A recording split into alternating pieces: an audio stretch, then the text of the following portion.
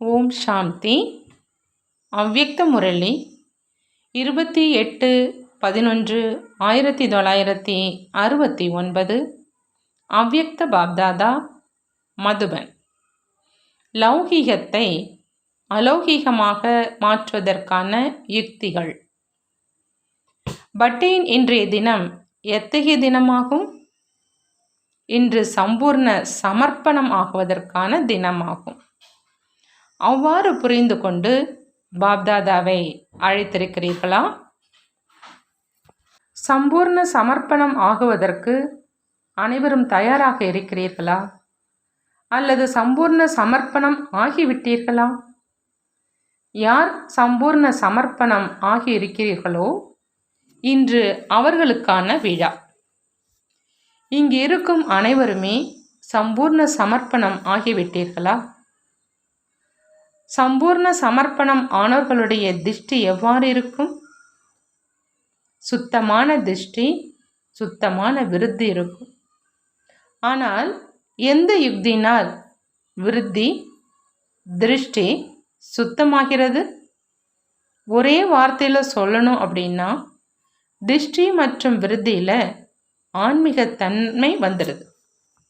அதாவது திருஷ்டி விருத்தி ஆன்மீகம் ஆகிவிடுது. உடலை பார்க்கறது கிடையாது. ஆகையினால திருஷ்டி சுத்தமான தூய திருஷ்டி ஆகிடுது. ஜட பொருளை கண்களால் காணவே இல்லை அப்படின்னா அதன் பக்கம் விருத்தியும் செல்லாது. திருஷ்டியும் செல்லலை அப்படின்னா விருத்தியும் செல்லாது. திருஷ்டி பார்க்கும் பொழுதே விருத்தியும் செல்லுது. ஆன்மீக திருஷ்டி அப்படின்னா தன்னையும் பிறரையும் ஆன்மா அப்படின்னு பார்க்கணும். சரீரத்தை பார்த்தாலும் பார்க்கக்கூடாது. அத்தகைய பயிற்சி தேவை.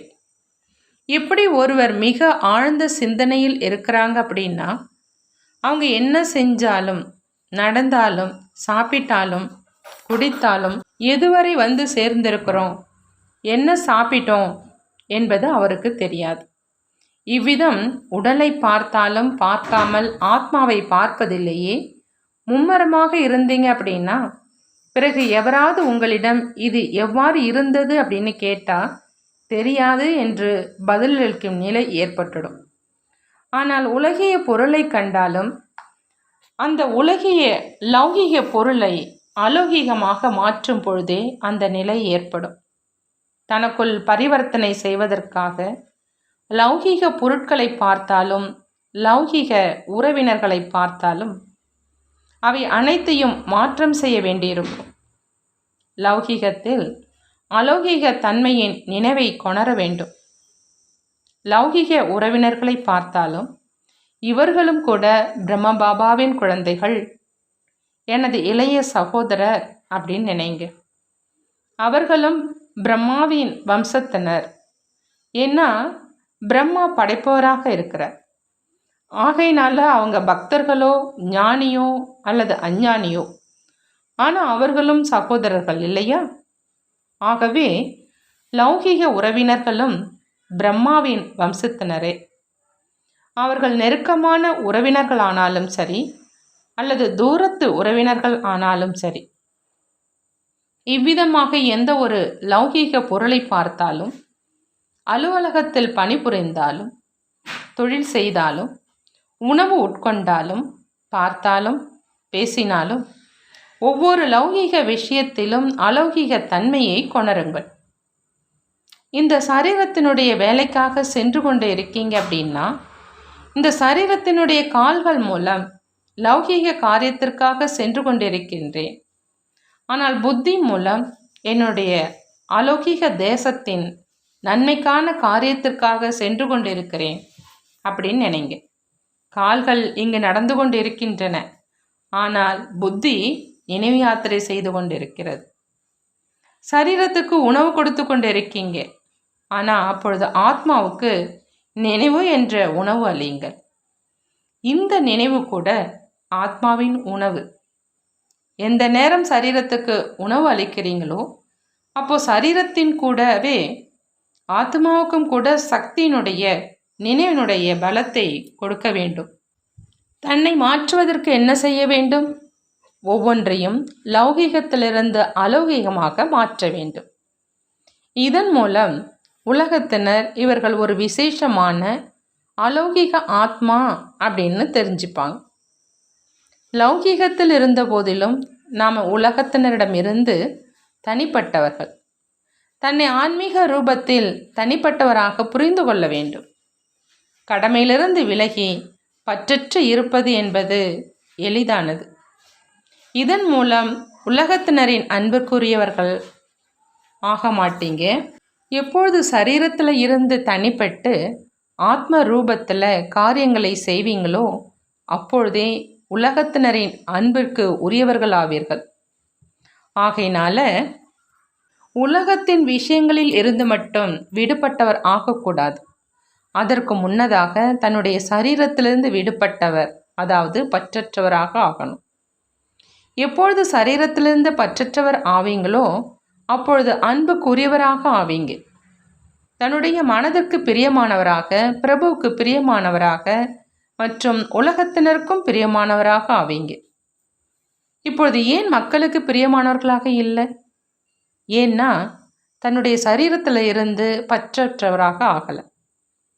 உறவினர்களிடமிருந்து மட்டும் பற்றற்றவர் ஆகுவதற்கு முயற்சி செய்கிறீங்க. ஆகவே அவங்க தன்னை என்ன மாற்றி இருக்கிறாங்க என்று புகார் செய்கிறாங்க. முதல்ல தேகத்தின் உணர்வுல இருந்து பற்றற்றவராக ஆகலை, ஆகையினாலேயே புகார் செய்கிறாங்க. முதல்ல தேகத்திலிருந்து பற்றற்றவர் ஆனீங்க அப்படின்னா புகார் செய்ய மாட்டாங்க. முன்பை விட அதிகமாக உலகத்தினருக்கு பிரியமானவர்களாக ஆகிடுவீங்க. சிலர் தன்னையும் பார்க்குறாங்க, வெளி விஷயங்களையும் பார்க்குறாங்க. விஷயங்களை முதல்ல மாற்றம் செய்கிறாங்க, முன்பே தன்னை மாற்றுறாங்க. ஆகையினால பிரபாவம் ஏற்படுறதில்லை. பிரபாவத்தை ஏற்படுத்துவதற்காக முதல்ல தன்னை மாற்றம் செய்யுங்க. திருஷ்டி, விருத்தி, நினைவு, செல்வம் மற்றும் நேரத்தை மாற்றுங்க. அப்பொழுதே உலகத்தினருக்கு பிரியமானவர்கள் ஆவீங்க. ஏன்னா சம்பூர்ண சமர்ப்பணம் ஆகிவிட்டீங்க அப்படின்னா பிறகு என்ன செய்யணும்? பேச்சு, நடத்தை எவ்வாறு இருக்கணும் அப்படிங்கிறதை கூறிக்கொண்டு இருக்கிறாங்க. சம்பூர்ண சமர்ப்பணம் யார் செய்வித்தாங்க? யாருக்கு செய்வித்தாங்க? எவ்வளோ நேரத்தில் செய்வித்தாங்க அப்படிங்கிறத சாஸ்திரங்களில் உங்களுடைய நினைவு சின்னமாக சொல்கிறாங்க. நினைவு சின்னத்தின் நினைவு வருதா? அதாவது ஜனக மகாராஜாவினுடைய உதாரணம். அவரை குழந்தைகள் செய்வித்தார்கள், ஆனால் தந்தை செய்வித்ததாகவும் நினைவு சின்னம் இருக்குது. வாமன அவதாரம் பற்றி சொல்கிறாங்க. வாமனன் என்றால் சிறியவர் என்று அர்த்தம். யாருடைய ரூபம் அனைவரையும் விட சிறியது? ஆத்மா மற்றும் பரமாத்மாவினுடைய ரூபம். எனவே தந்தை பலவானான மாயா பலியிடமிருந்து 3 அடியில் அனைத்தையும் பெற்றுவிட்டார். அதாவது சம்பூர்ண சமர்ப்பணம் ஆக்கிவிட்டார். நீங்களும் கூட சம்பூர்ண சமர்ப்பணம் செய்யணும். அதாவது மாயானுடைய பலம் அனைத்தையும் தியாகம் செய்யணும். மாயாவுக்கு பலியாகிடக்கூடாது, ஆனால் ஈஸ்வரிய சக்தியில் பலவான் ஆகணும். எப்படி அவங்க 3 அடி காண்பிக்கிறாங்க? சம்பூர்ண சமர்ப்பணம் செய்விக்கும் எந்த 3 விஷயங்கள் சொல்லப்பட்டிருக்கின்றன? எண்ணம், சொல், செயலுக்காக என்ன படிப்பினை கிடைத்திருக்கிறது? ஒருவேளை அந்த 3 விஷயங்களை நினைவில் வச்சிங்க அப்படின்னா சம்பூர்ண சமர்ப்பணம் ஆயிடுவீங்க. அந்த 3 விஷயங்கள் எவை? 1, தேக சகிதம் அனைத்து சம்பந்தங்களினுடைய தியாகம் செய்வது. என் ஒருவனை மட்டும் நினைவு செய்யுங்க. இது மனதிற்கான விஷயம். வார்த்தைகளுக்காக என்ன போதனை கிடைச்சிருக்குது? ஒவ்வொரு நேரமும் முத்துக்கள் வெளிப்படணும். வாயிலிருந்து ரத்னம்தான் வெளிவர வேண்டும். ஒருவருக்கொருவர் ஞான ரத்தினங்களை தானமாக அளிக்க வேண்டுமே தவிர கல்லை அல்ல. மேலும் கர்மத்துக்காக என்ன செயல் நான் செய்கின்றேனோ என்னை பார்த்து அனைவரும் செய்வார்கள். 2வது, என்ன செய்வேனோ அதற்கு பலனை அடைவேன் என்பதையே நினைவில் கொள்ளுங்கள். இந்த 2 விஷயங்களும் நினைவில் இருப்பதனால செயலில் பலம் கிடைக்கிது. உங்கள் தொடர்பில் வர்றவங்களுக்கும் பலம் கிடைக்கிது. புரிந்ததா? எண்ணம், சொல், செயலுக்காக இந்த முக்கியமான விஷயங்களை நினைவில் வைத்திருந்தால் நீங்கள் செய்திருக்கும் சம்பூர்ண சமர்ப்பணத்தை அழிவற்றதாக ஆக்க முடியும். இங்கு சம்பூர்ண சமர்ப்பணத்தின் போதை ஏறி இருக்கிறது, அது பின்னர் குறைந்து விடுகிறது என்பது கூடாது. ஒருவேளை நாம் சம்பூர்ண சமர்ப்பணம் ஆகியே விட்டோம் என்ற நினைவை உறுதியாக கொண்டிருந்தால் இந்த அழிவற்ற நினைவு உங்களை அழிவற்றவர் ஆக்கிடும். ஒருவேளை நீங்கள் சிறிது தடுமாறினால் பிறகு பிரச்சனை தடுமாற வைக்கும். உங்களுடைய தடுமாற்றம் மற்றும் பிரச்சனைகளை பார்த்து உலகத்தினரும் கூட வேடிக்கை பார்ப்பாங்க. பாப்தாதாவோ பார்த்து கொண்டே இருக்கிறாங்க. நீங்கள் யாருடன் இணைந்திருப்பீங்க? துணைவர் பிடித்திருக்கும் விரலை விட்டுவிட்டால் என்ன செய்வீங்க? அனைவரும் தன்னுடைய துணையை தக்க வைத்து கொள்ளுங்கள். பாப்தாதாவோ ஏதாவது ஒரு ரூபத்தில் துணையாக இருப்பதற்கான, அதாவது விரலை பிடித்து கொள்வதற்கான முயற்சி செய்து கொண்டே இருக்கிறாங்க. இறுதி மூச்சு உள்ளவரை முயற்சி செய்கிறாங்க. மூச்சு நின்றுவிடும் தருவாயில் கூட உயிரளிக்கின்றார்கள். ஆனால் பிராணவாயு கொடுக்க விடாமல் குழாயையே எடுத்து போட்டுவிட்டால் என்ன செய்வார்கள்? ஒருவேளை பாப்தாதாவினுடைய சகயோகம் வேண்டும் அப்படின்னா, உண்மையில் சகயோகம் அப்படிங்கிறது யாசித்து பெறக்கூடியது கிடையாது. சகயோகம் சிநேகிக்கு இயல்பாகவே கிடைக்குது. நீங்கள் பாப்தாதாவினுடைய சிநேகியாக ஆகுங்கள். அப்போ சகயோகம் தானாகவே கிடைக்கும். கேட்க வேண்டிய அவசியமே இல்லை. பக்தன் அப்படிங்கிற அந்த ரூபத்தில் அரைக்கல்பமாக கேட்டுக்கொண்டே இருந்தீங்க. இப்பொழுது குழந்தையான பிறகும் கூட கேட்டுக்கொண்டு இருந்தால் பக்தன் மற்றும் குழந்தைகளுக்கு இடையில என்ன வித்தியாசம் இருக்குது? ஆனால் காரணம் என்ன அப்படின்னா, அஞ்ஞானியாக ஆகி சகயோகத்தை வேண்டுறீங்க. அதிகாரி, அதாவது உரிமையாளன் அப்படின்னு புரிஞ்சுக்கிட்டா பிறகு வேண்டுவதற்கான அவசியமே இல்லை. கடந்தது கடந்து விட்டது. கடந்தவைகளை பற்றி சிந்தனை செய்யாது கடந்த விஷயங்கள்லிருந்து படிப்பினையை எடுத்துக்கொண்டு எதிர்காலத்தில் எச்சரிக்கையுடன் இருங்க.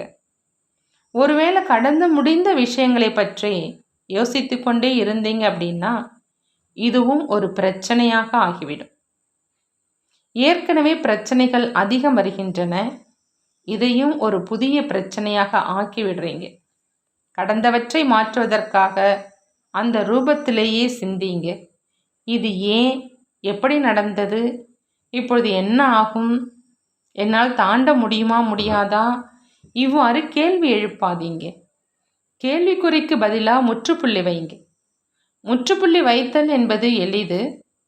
கேள்விக்குறியை சிலரால் எழுத இயலும் அல்லது இயலாமலும் போகும்.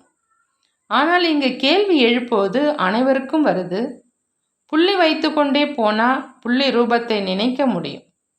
அருங்காட்சியகத்திலோ அல்லது கண்காட்சியிலோ நீங்கள் புரிய வைத்த பிறகு என்ன செய்கிறீங்க?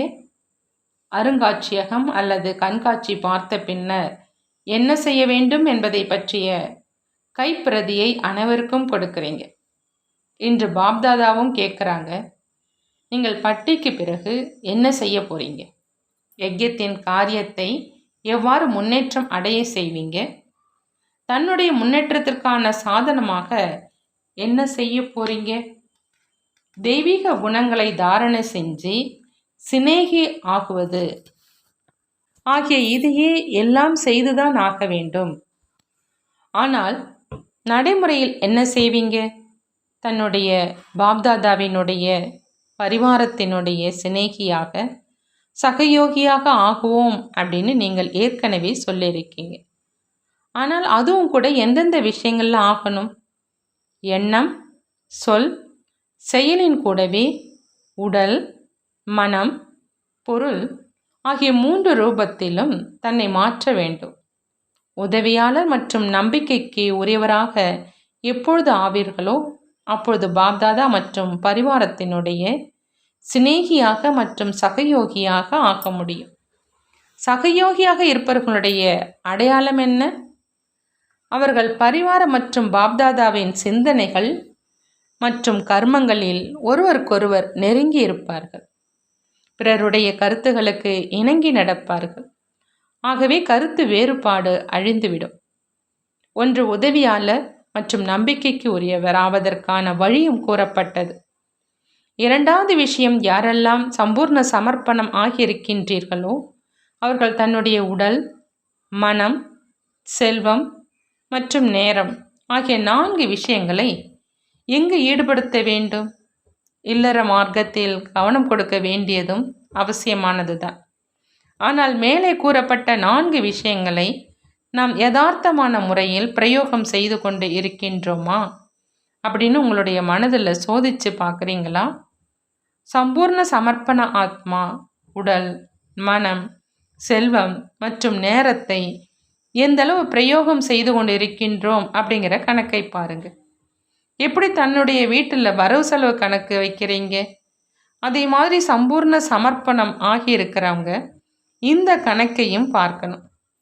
உடலை எங்கு எவ்வாறு ஈடுபடுத்தினேன், இதை சுருக்கமாக ஆனால் தெளிவாக எழுதணும்.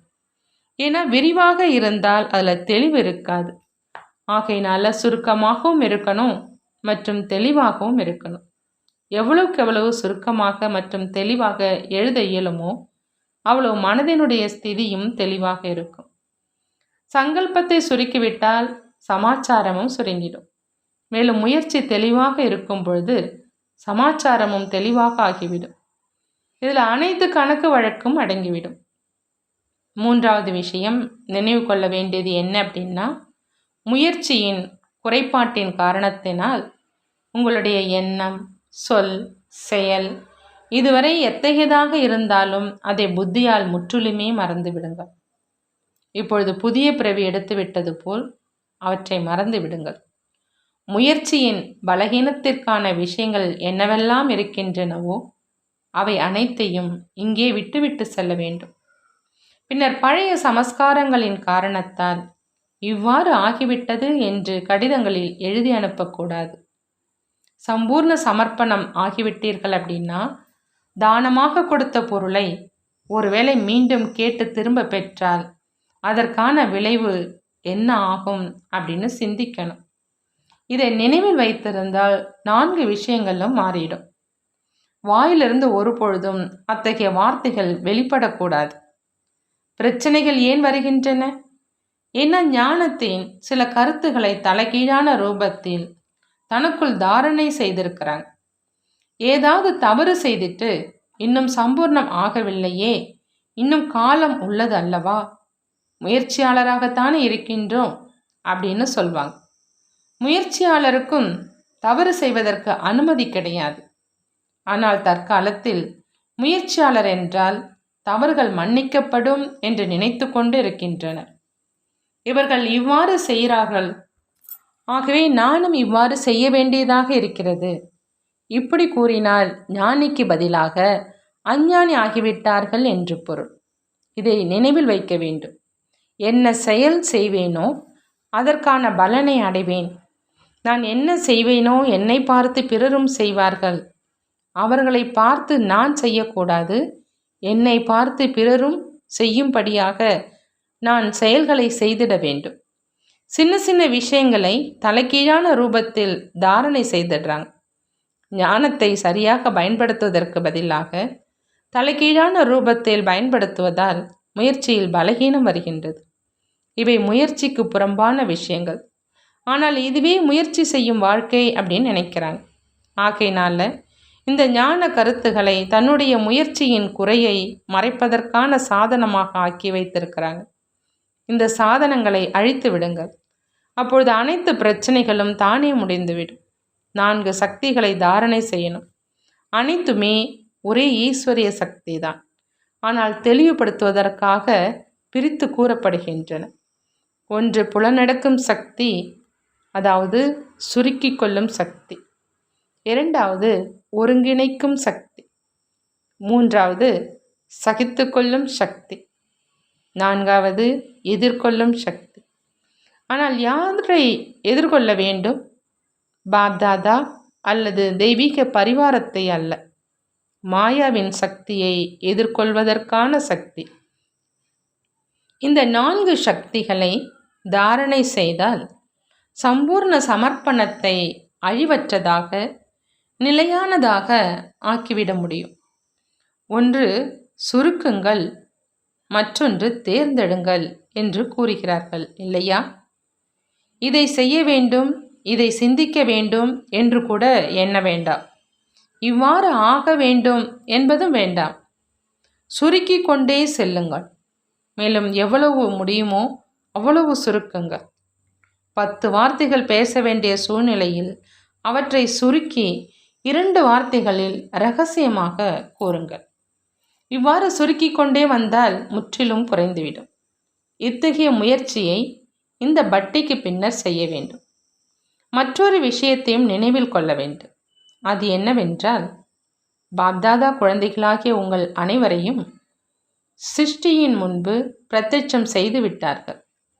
ஆகவே இப்பொழுது ஒவ்வொரு செயல் மூலமாகவும் ஒவ்வொரு விஷயத்தின் மூலமாகவும் பாப்தாதாவை அநேக ஆத்மாக்களின் முன்பு பிரத்யட்சம் செய்வது குழந்தைகளாகிய உங்களுடைய வேலையாகும். அது உங்களுடைய கடமையாகும். தன்னுடைய இந்த சார்ட்டையும் பாருங்கள். இதுவரை நாம் தந்தையின் செய்தியை கொடுத்திருக்கின்றோம். இருந்தாலும் அந்த செய்தினால் ஆத்மாக்களிடம் பாப்தாதாவின் அன்பு மற்றும் சம்பந்தத்தை பிரத்யட்சம் செய்திருக்கிறோமா? இல்லை. எனவே என்ன சேவை மீதம் இருக்கிறது? அரைக்குறை சேவை செய்யக்கூடாது. இப்பொழுது சம்பூர்ண சமர்ப்பணம் ஆகியிருக்கிறீர்கள் என்றால் சேவையும் கூட சம்பூர்ணமாக செய்ய வேண்டும். ஆகையினால் ஒவ்வொருவரும் இன்று நான் எண்ணம், சொல், செயல் மூலம் எத்தனை ஆத்மாக்களுக்கு பாப்தாதாவினுடைய அன்பு மற்றும் சம்பந்தத்தை எந்தளவு பிரத்யட்சம் செய்திருக்கின்றேன் என்பதையும் சோதிக்க வேண்டும். செய்தியை கொடுப்பது மட்டும் சேவை அல்ல. செய்தியை கொடுப்பது என்றால் அவர்களை தன்னுடைய உறவினர் ஆக்குவது என்று அர்த்தம். தன்னுடைய உறவினர் ஆக்குவது என்றால் சிவவம்சி பிரம்மகுமார் அல்லது பிரம்மா குமாரியாக ஆக்குவது என்ற அர்த்தம். இது தன்னுடைய உறவினரை உருவாக்குவதாகும். எப்பொழுது அவர்களை சிநேகி ஆக்குவீர்களோ அப்பொழுதே தன்னுடைய உறவினர் ஆவார்கள். செய்தியை மட்டும் கொடுப்பது என்பது எறும்பை போன்று சிறிய சேவையாகும். ஆனால் இதுவோ பரந்த சேவையாகும். உலகத்தில் பாப்தாதா தன்னுடைய கடமையை எவ்வாறு மறைமுகமான வேஷத்தில் செய்து கொண்டிருக்கிறார்கள் அப்படிங்கிற விஷயத்தை பரப்புங்கள். அவர்களை இந்த அன்பு சம்பந்தத்தில் கொணருங்கள். அனைவருமே உங்களுடைய உறவினர்கள் தானே. ஆகையினால் உறவினர்களுக்கு தன்னுடைய உறவினுடைய நினைவை ஏற்படுத்துங்கள்.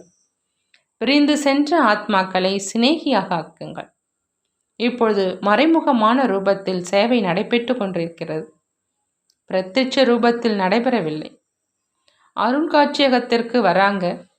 இந்த பிரத்யட்ச ரூபம் ஒரு வகை இருந்தாலும் சேவையின் ரூபம் இப்பொழுது மறைமுகமாகவே இருக்கிறது. சேவையின் ரூபம் எப்பொழுது பிரத்யட்சம் ஆகுமோ அப்பொழுதே பிரத்யட்சம் ஏற்படும். சேவையை எவ்வாறு பெருக செய்வது என்பதற்கான புது புது திட்டங்களையும் உருவாக்குங்க. வார்த்தைகள் எவ்வாறு இருக்க வேண்டும்? சங்கோஜமின்றி விளம்பரப்படுத்துவதற்காக, செய்தியை கொடுப்பதற்காக செல்லுங்கள். கண்காட்சியும் செய்து கொண்டே செல்லுங்கள். ஆனால் பிறகு அவர்களுக்கு என்ன கூறுகிறீர்களோ அவற்றை நீங்களும் செய்யுங்கள். இப்பொழுது எத்தகைய நேரம் நடைபெற்று கொண்டிருக்கிறது மற்றும் என்ன காரியம் நடைபெற்று கொண்டிருக்கிறது என்பதை உலகிற்கு எவ்வாறு தெரியப்படுத்துவது என்பதை பற்றி நீங்கள் தங்களுக்குள் கலந்து ஆலோசனை செய்யுங்கள். எவ்விதத்திலாவது செய்தி சென்று சேர வேண்டும். செய்தித்தாள் மூலமாக சேவை நடைபெற வேண்டும். ஆனால் அது இன்னும் நடைபெறவில்லை. ஒரு குழுவாக ஒருவரை ஒருவர் புரிந்து சகயோகியாகி எல்லைக்கு அப்பாற்பட்ட சேவையில் எல்லையற்ற ரூபத்தை உருவாக்க வேண்டும். இந்த குழுவில் எவ்வாறு பாப்தாதா விரும்புகின்றார்களோ அதே மாதிரி நாம் 100% செய்து காண்பிப்போம் என்ற இந்த ஊக்கம் அனைவரிடமும் வெளிப்படையான ரூபத்தில் இருக்கிறது. எவ்வாறு இது வெளிப்படையான ரூபத்தில் இருக்குதோ அதே மாதிரி அது பூர்த்தியாகிடும். அனைவருடைய மனதில் லௌகிக காரியத்திலிருந்து அனைவரும் முழுவதுமாக சமர்ப்பணம் ஆகிவிட வேண்டும் என்ற எண்ணம் இருக்கிறது. அந்த நாளும் அருகாமையிலேயே உள்ளது. ஆனால் எப்பொழுது மனதால் அர்ப்பணம் ஆவீர்களோ அப்பொழுதே அந்த நாள் வரும். பிறகு லௌகிக கடமைகளை அர்ப்பணம் செய்வதில் அதிக நேரம் ஆகாது. இந்த முறை மனதால் சமர்ப்பணமாகிவிடுங்கள். யாருடைய முடிவு சிறப்பானதாக பார்க்கப்படுமோ அதன் அனுசாரமாக எண் வழங்கப்படும். பட்டி நடக்குதோ இல்லையோ, ஆனால் மதுவனமே பட்டிதான். மதுவனத்துக்கு வந்து கொண்டே இருப்பீர்கள். மேலும் அமரர் ஆவதற்கான தன்னுடைய சான்றினை அளித்து கொண்டே இருப்பீர்கள். அனைத்தையும் விட உயர்ந்த சமர்ப்பணம் எண்ணங்களின் சமர்ப்பணம் செய்வதே. எந்த வீணான எண்ணமும் வரக்கூடாது. இந்த எண்ணங்களின் காரணத்தினால்தான் நேரம் மற்றும் சக்தி விரயமாகின்றது. எனவே சங்கல்பத்தினாலும் கூட சம்பூர்ண சமர்ப்பணமாக வேண்டும். மனதில் இருக்கும் உற்சாகத்தை இப்பொழுது நடைமுறையில் கொண்டு வர வேண்டும். நல்லது. ஓம் சாந்தி. நன்றி பாபா, நன்றி.